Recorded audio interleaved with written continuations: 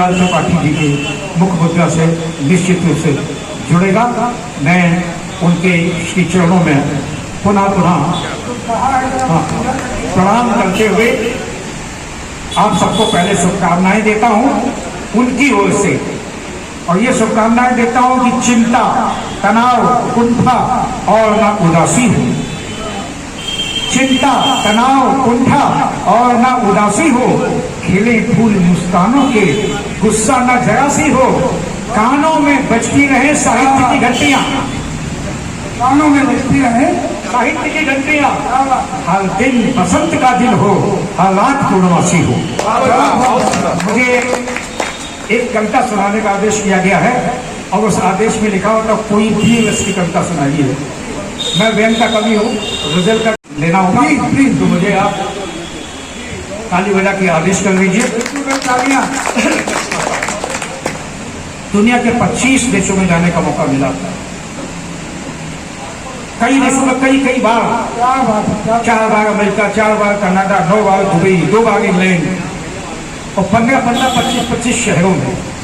पत्रकार होने के नाते और शिक्षक होने के नाते एक जिज्ञासा रहती थी कि यहाँ हम देखें कि भारतीयता कहाँ है। यहाँ के परिवारों में हमारे संस्कृत संस्कार के प्रति क्या है, सब कुछ निकट से देखा तो मैंने देखा कि वहाँ के जो संस्कार, भारतीय संस्कार जो हमारे, जिन परिवारों ने वो संस्कार बचा रखे थे, उन परिवारों में हमें बहुत ही सुखद अनुभूति हुई। द्वार पर पहुंचा, तिलक लगा के स्वागत किया गया। उनके पूजा घर बहुत ही उत्कृष्ट, भोजन की पद्धति भी, और भोजन मंत्र, कई परिवारों भोजन मंत्र का याद। मैं छोटी से पहले घटना बताता हूँ, फिर कविता सुनाता हूँ। हम लोग तत्कालीन राज्यपाल श्री केसीनाथ त्रिपाठी जी के साथ इंग्लैंड में थे। एक गली में घूमने निकले, बहुत साफ सुथरी गलियां, घूमने के बाद पैदल चलेंगे थोड़े, तो देखा लोगों के नाम पट्टिका, जिसे हम नेम प्लेट अंग्रेजी कहते, लगी हुई थी, अंग्रेजी में नाम और पता। जब अगले दिन बैठक हुई तो माननीय केसीनाथ त्रिपाठी जी ने बड़ी विनम्रता पूर्वक सबसे निवेदन किया कि भाई मित्रों, आप लोगों से मेरा एक बहुत छोटा सी निवेदन ही है, आपने बहुत कलात्मक और सुंदर सुंदर अपने नाम पट्टिकाएं लगा रखी हैं, अंग्रेजी में नाम लिखना, पता लिखना आपकी मजबूरी है, चूंकि आप यहाँ रहते हैं। क्या ऐसा नहीं हो सकता जहाँ आपका नाम अंग्रेजी में डॉक्टर सुरेश अवस्थी लिखा है, उसके नीचे हिंदी में भी डॉक्टर सुरेश अवस्थी आप लिखवा दें? आप सच मानिए, चौथे दिन जब फिर हम लोग उस गली से पैदल गुजरे तो 70% भारतीयों की नाम पट्टिका बदल चुकी थी। अब आप समझ लीजिए कि क्या चेतनाएं उनके पास थी। तो मैंने एक मिली जुली कविता कहने की कोशिश की,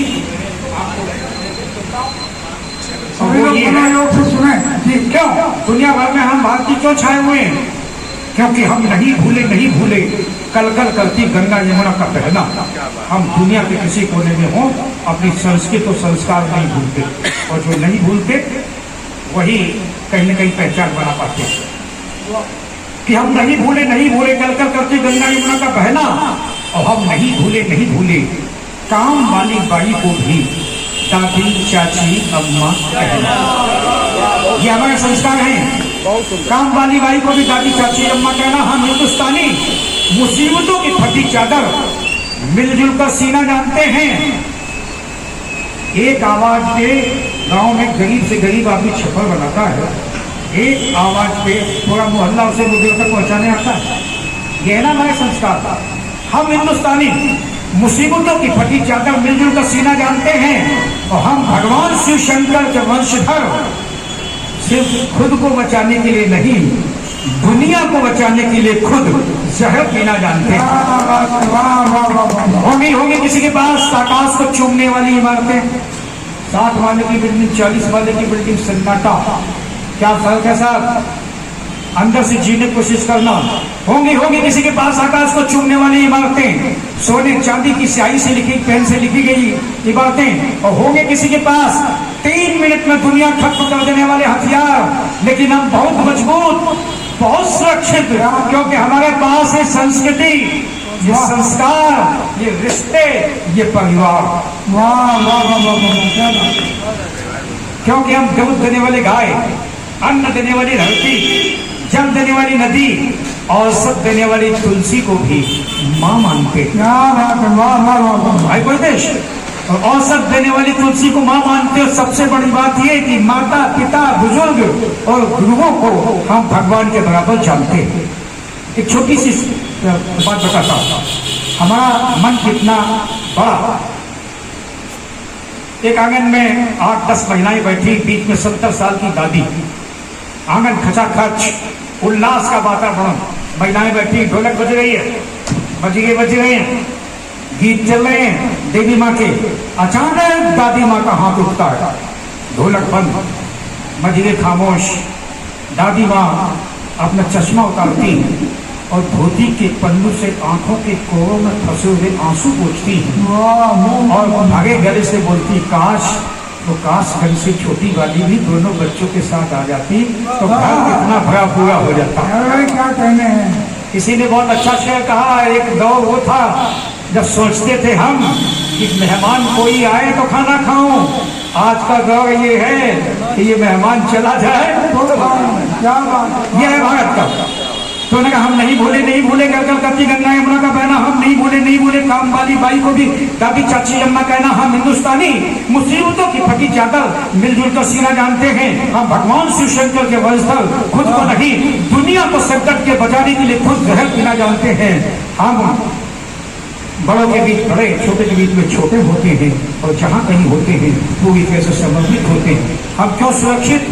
क्योंकि हमारे सैनिक सीमा पर अकेले नहीं लगते। कल्पना कीजिए कि हम आपके परिवारों में कोई एक व्यक्ति सेना में है और युद्ध शुरू हो गया है, उसके साथ जो सैनिक सीमा पर खड़ा है कौन कौन लड़ रहा है? तो मैंने कहा कि हमारे सैनिक सीमा पर अकेले नहीं लड़ते, उनके साथ बहन की राखी, भाई की भुजाएं, माँ का आंचल, पिता की पगड़ी, दादी की दुआएं, बाबा का बेट, बच्चों की किलकारियां और पत्नी के सिंदूर के साथ साथ पूरा देश लड़ता है। पूरा देश लड़ता है, चहलीन हो, हर दयाल या कि हरमिंदर, हर कोई मुस्कुराते हुए बदन की भेंट चढ़ता है।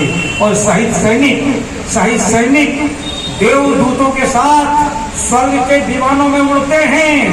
दुनिया में भारत एक ऐसा देश है जहां शहीदों की चिताओं पर हर वर्ष मेले होते हैं। इसलिए सुन ले दुनिया, अंतिम चरण पढ़ता हूँ, इसलिए सुन ले दुनिया, अब कोई हमारी प्रगति के पहियों को उल्टी तरफ मोड़ नहीं सकता। कोई प्रगति के पहियों को उल्टी तरफ मोड़ नहीं सकता। हम बहुत मजबूत हैं, बहुत। हम एक ही एक, कोई दोबारा हमें तोड़ नहीं सकता। कोई दोबारा हमें तोड़ नहीं सकता।